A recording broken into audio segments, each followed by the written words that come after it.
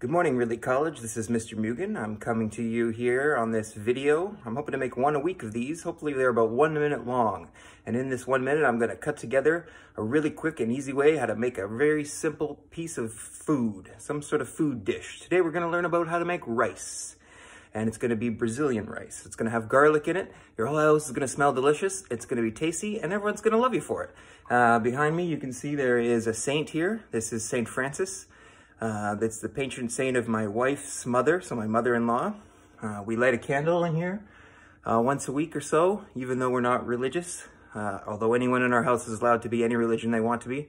I particularly would call myself an agnostic, which means I don't know. But I tend to err on the side of science. Anyway, enough of that. Let's make some rice.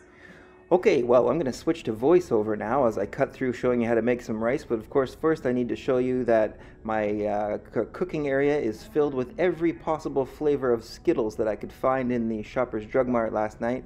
We were all bored and decided that the best thing that we could do would be to get every kind of Skittle that we could possibly know, put them all into different bowls, and then rank them from 1 to 5, which is better. I'll have you know the results were regular Skittles were pretty much at the top. The hot Skittles somewhere in the middle, sour Skittles just below under there, the berry ones and summer flavored Skittles also ranking quite high in the family. Alright, back to making rice. Alright, as you can see here, this is my Moby Dick coffee cup. Looks like a whale sort of, and it looks like I'm a sea captain and I quite like it. So top of the morning to you. First we're going to start with garlic. Now I like to use garlic as it comes in a whole clove. You can buy it from the supermarket. It comes in a little baggie. There's about 5 cloves in there. And you can get them and pick them apart and they have these little kind of pods inside of them. Or you can just get pre-chopped as you can see there. Now, once I've chosen to go pod method, I break open the pods, peel away all the stuff so they get all just right down to the meat of the garlic there. Then you're going to want to take your knife. Now be careful kids, just be real safe here. You just want to push down. Just squish the whole thing with your knife and flatten it out, and that'll make it easier to get the little bits of skin off. And then once all the little bits of skin off, all you need to do is chop it up like I've done here. Again, kids, please use safety measures with your family. Chopping is very dangerous and you could really hurt your finger. Alright, the next thing we're going to learn about are the 2 different kinds of basic oils and rices we could possibly use. Today, we are not going to use this kind of rice, which is a kind of more of an Indian rice made for curries and things like that. Today, we're going to use more something closer to, might call it Japanese rice. You can see where it's parabolic rice. You can find it in the supermarket. I like to put it in smaller bowls. You can see that's a workaday bit of rice. And that other rice there is a Thailandese white rice, and that is a whole nother cooking show. We'll leave that for another time. Today we're going to focus on straight up Brazilian garlicky rice, and we're going to need to take our rice and put a little bit into a strainer, and we're going to strain that with some hot water just to get some of the starch off of the rice, so it has a sort of a fresher taste, and to just clean it off a bit. It's always good to run a little bit of water over top of your rice before you're going to start cooking. So there I am there. I've got the water running. I'm going to just swoosh around the rice a little bit in there with that hot water, and then when it's maybe 15 seconds or so, just so you'll see the water underneath is a little bit white, taking off some of the molecular structure of the rice there. Then I'm going to want to let it sit on the side of the sink and dry a little bit, and while that's happening, let's talk about oils. Now there are 2 basic oils. There's a canola oil or a vegetable oil that's used just for cooking, getting things hot, and there is a Greek olive oil or extra virgin olive oil. And this is more of to use to put on top of food for taste. The olive oil is used as a garden dressing. The canola oil, famous in Canada, better for just cooking. That's the cooking difference. You might add the olive oil after when the rice is done.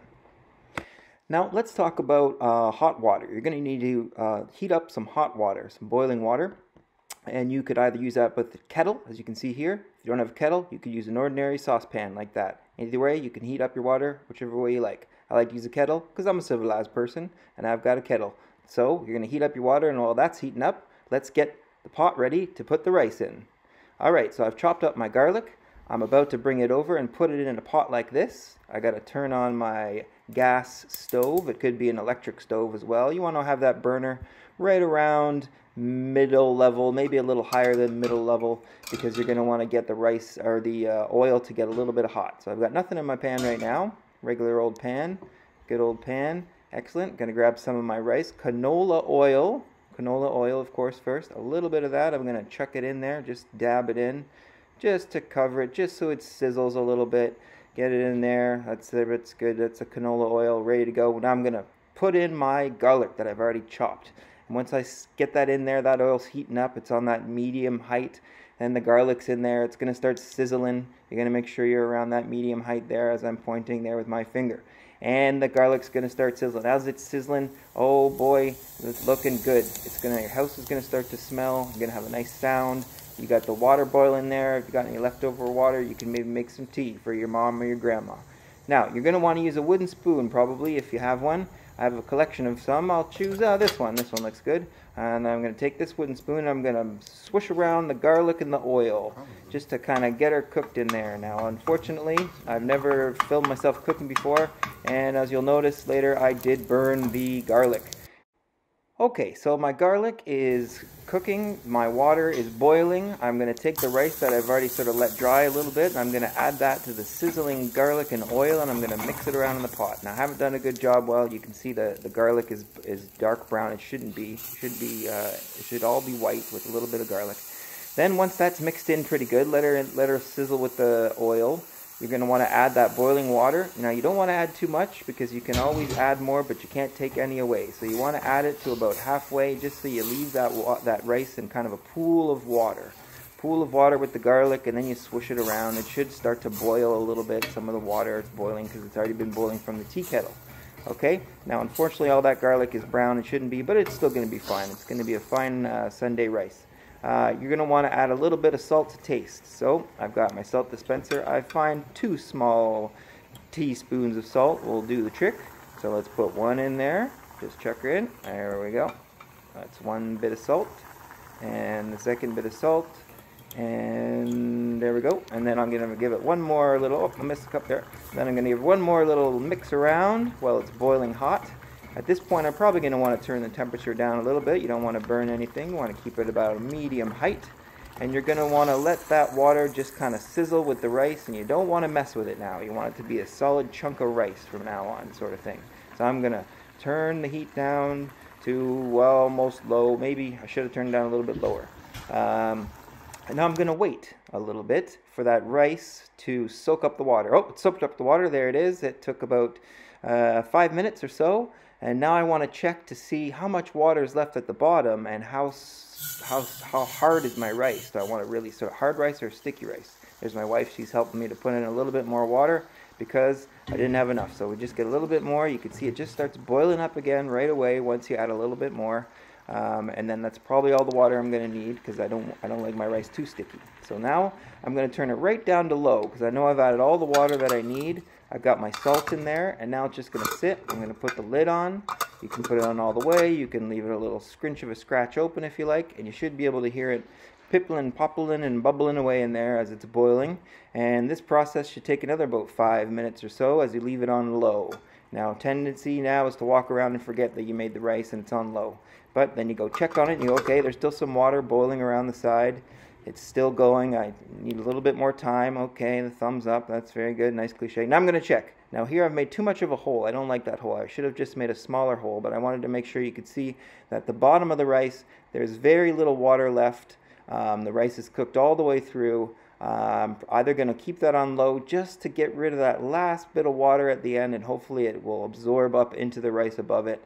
And I'm going to turn it completely off or leave it on super low. I'm going to put the lid back on it, and it'll sort of harden up, and if you wait about a half an hour, you'll have a big sort of nice block of rice to serve with your dinner. You can add anything you like to that rice, vegetables or other things, maybe not Skittles.